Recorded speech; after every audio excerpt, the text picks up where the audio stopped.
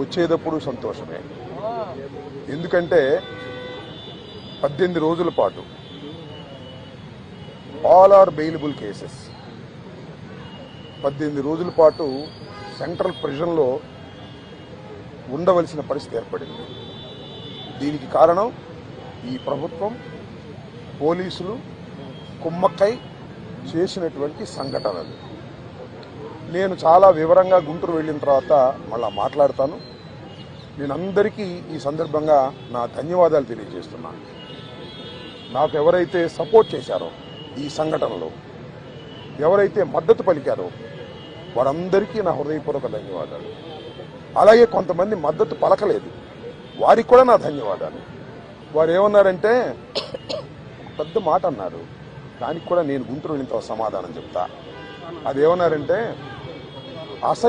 అసహ్యంగా మాట్లాడితే దాడులు చేయరా అని.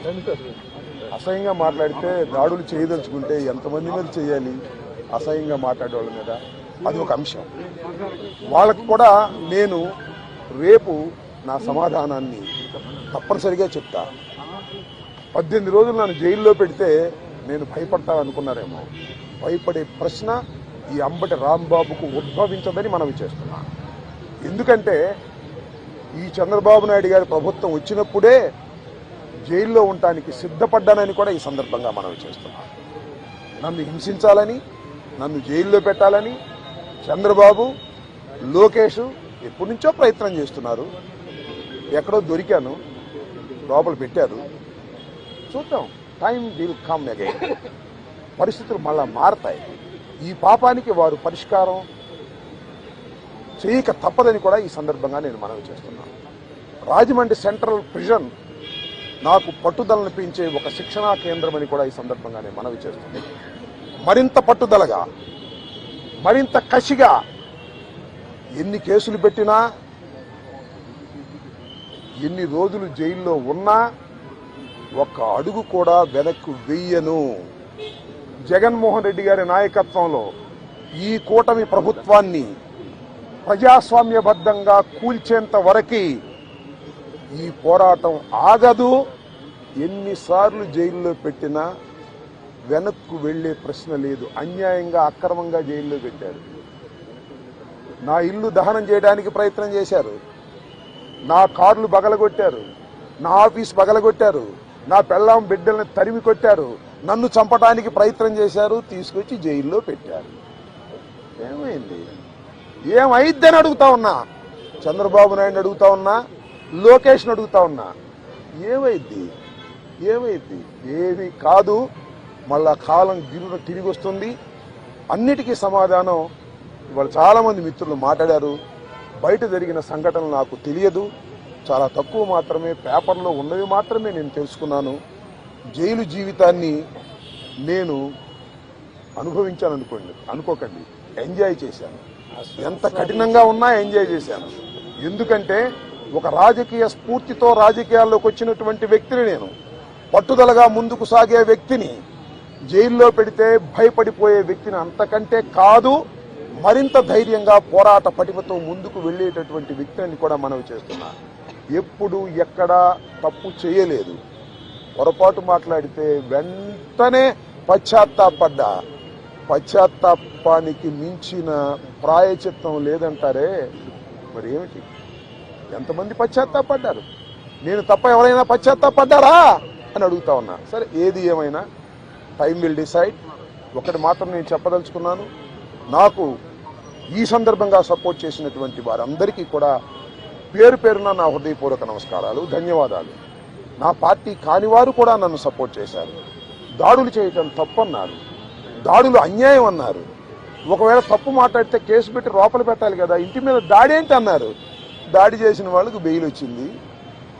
దాడి చేయించుకున్న నాకు 18 రోజుల తర్వాత బెయిల్ వచ్చింది. ఏం చేయగలిగారు? ఏం చేస్తారు? దేనికైనా సిద్ధపడి రాజకీయాల్లో జగన్మోహన్ రెడ్డి వెంట నడుస్తున్నటువంటి వ్యక్తులం. ఆ రోజు రాజశేఖర రెడ్డి వెంట నడిచాం, ఇవాళ జగన్మోహన్ రెడ్డి గారి వెంట నడుస్తాం, తుదకంటూ నడుస్తాం. బొందిలో ప్రాణం ఉన్నంత వరకు జగన్ వెంట నడుస్తాం. ఏ విషయాన్నైనా, ఎన్ని కుట్రలనైనా, ఎన్ని కుతంత్రాలనైనా ఎదుర్కోవడానికి సిద్ధంగా ఉన్నామని కూడా ఈ సందర్భంగా మనవి చేస్తున్నాను. అందరికీ నా హృదయపూర్వకమైన ధన్యవాదాలు ఈ సందర్భంగా తెలియజేసుకుంటున్నాను. మళ్ళా రేపు వివరంగా గుంటూరులో ప్రతి విషయం గురించి కూడా నేను మాట్లాడతాను. ఇంకో అడిగితే అడగండి.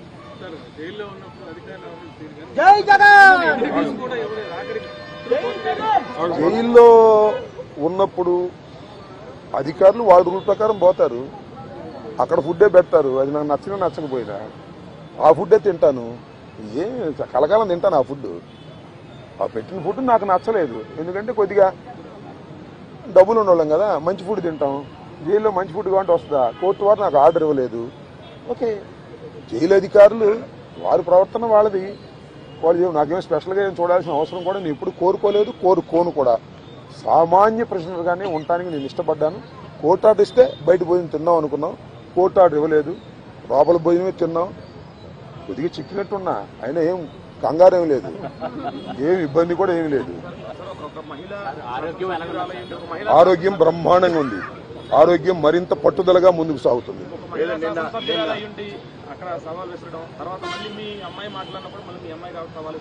సరే, ఇప్పుడు వాళ్ళ గురించి వాళ్ళని ఉపయోగం ఉంది. చంద్రబాబు మానిటర్ చేశాడు, లోకేష్ మానిటర్ చేశాడు దాడిని. కరెక్ట్ గా చెప్తున్నా నేను, చంద్రబాబు లోకేష్ మానిటర్ చేశారు దాడిని. 7 గంటల సేపు నా ఇంటి దగ్గర దాడి జరిగింది. 7 hours పోలీసులు ఉన్నారు అక్కడ. ఇంతకన్నా ప్రజాస్వామ్యంలో ఏం కావాలి చెప్పండి, నాకు అర్థం కాల. 5 గంటలకు వచ్చి 12 గంటలకు వెళ్ళారు. తెలుగుదేశం కార్యకర్తలనండి, దుండగులనండి, దుర్మార్గులనండి, గంజాయి బ్యాచ్ అనండి, పోలీసులందరూ అక్కడే ఉన్నారు. వాళ్ళ సమక్షంలోనే దాడి జరిగింది, వాళ్ళ రక్షణలోనే దాడి జరిగింది. మీ అందరికీ తెలుసు, నేను ప్రత్యేకంగా చెప్పాల్సిన అవసరం లేదు. బట్ నేను 11వ తారీఖున రాత్రి 10:20 నేను అరెస్ట్ అయిన దగ్గర నుంచి ఇప్పుడు వరకు ఏం జరిగిందో బయట ప్రపంచంలో నాకు లిటిల్ నాలెడ్జ్ ఉంది. అంటే పేపర్ నాలెడ్జే తప్ప నాకు ఎవరు ఏమీ నాలెడ్జ్ ఇవ్వలేదు. కాబట్టి ఈ నాలెడ్జ్ అంతా తెలుసుకుని రేపు చాలా వివరంగా, చాలా సుదీర్ఘంగా నేను నా ఆవేదననండి, నా కోపం అనండి, నా బాధ అనండి, నా ఆర్గ్యుమెంట్ అనండి ప్రజల ముందు పెడతాను. ఎందుకంటే ప్రజల ముందు ఎందుకు పెట్టాలంటే ప్రజలకు అర్థం కావాలి, నేనేమిటో తెలుసు. అయినా ఇప్పుడు జరిగినటువంటి సంఘటనలో చాలా పత్రికలు రాసినాయి కదా నా మీద, వాటన్నిటికీ ప్రజలకు చెప్పుకోవలసినటువంటి బాధ్యత నాకు ఉంది. కాబట్టి రేపు చాలా క్షుణ్ణంగా చెప్తాను. చెప్పండి. దార్ ప్లాన్స్. ఇప్పుడు నా జోగి రమేష్, అమ్మటి రాంబాబు అని కదా, వాళ్ళ విధానమే వైలెన్స్ లోకి వెళ్లి భయపెట్టాలని ప్రయత్నం చేస్తున్నారు. జైల్లో పెడితే భయపడతాం అనుకుంటున్నారు, ఇళ్ల మీద దాడి జరిగితే భయపడతాం అనుకుంటున్నారు. భయపడ్డారు, నా పిల్లలు భయపడ్డారు, వాస్తవమే కాదని అంటలా. ఇంట్లోకి వచ్చి నా పిల్లలు, నా మనవలు ఉన్నప్పుడు దాడి చేస్తే భయపడతారు ఎవరైనా. పోలీసులు ఏం చెప్పారు తెలుసా, మీకు ఆశ్చర్యపోతారు. సార్ మీరు పారిపోండి సార్, పారిపోండి సార్ అని చెప్పారు. రక్షించాల్సిన పోలీసులు ఆ గంగా వెంకటేశ్వర ఆయన, తెలుగుదేశం ఆయన, పారిపోండి సార్ అంటాడు. మీరు గోడ దిగి వెళ్తారా అని చెబుతున్నాడు నన్ను. గోడ దిగే వాళ్ళకంటే సావటం బెటరాయా అని చెప్పా. అది నువ్వే కదా దాడి చేస్తున్నావు చెప్పా. ఏంది ఇదంతా? అంతా చాలా వికృతంగా ఆటవిక రాజ్యంగా మీరు చేశారు. వీటన్నిటికీ ప్రజాస్వామ్యంలో అన్నిటికీ సమాధానం వస్తుంది ఒక రోజున. వాడికి తప్పనిసరిగా సమాధానం చెబుతాం. మీరు కేసులు పెట్టి భయపెట్టాలనుకున్నారు, భయపడం, మరింత ధైర్యంగా ముందుకు సాగుతామని కూడా ఈ సందర్భంగా మరోసారి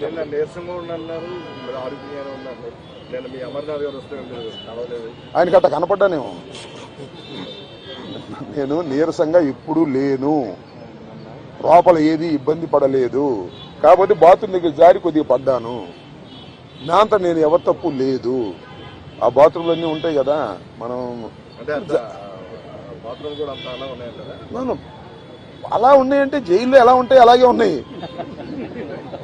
దాని గురించి పెద్ద ఏమైనా షవర్ ఉందా? లేదు కదా. So I don't care all these things.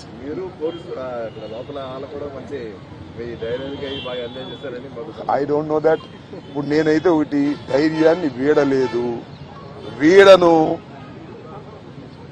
ప్రాణాలకు తెగించే ఉన్నాము.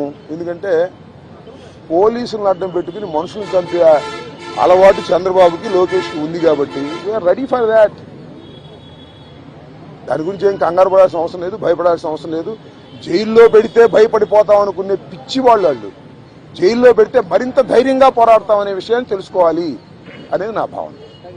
సార్ ఓపెనిస్ట్ అనిత గారు రాంబాబు గారిని తిట్టినట్టు కానీ ఏదైనా ప్రూఫ్ ఉంటే సబ్మిట్ చేయండి, యాక్షన్ తీసుకుంటాను అంటున్నారు. చూశారుగా మీరు, సోషల్ మీడియాలో చూడలేదా? నన్ను తిడతా ఒక ఆమె వీర విహారం చేసింది. వాళ్ళు కళ్ళుండి గుడ్డి వాళ్ళు పక్షపాతంగా వ్యవహరిస్తున్నారు. హోంమంత్రి చేతిలో ఉంది గాడి గుడ్డి మైక్ తప్ప. ఆమె మైక్ హోంమంత్రి అంతా లోకేష్ చంద్రబాబే కదా మానిటర్ చేసేది. ఆమె ఏం చేస్తుంది పాపం, అనిత ఏం చేస్తుంది?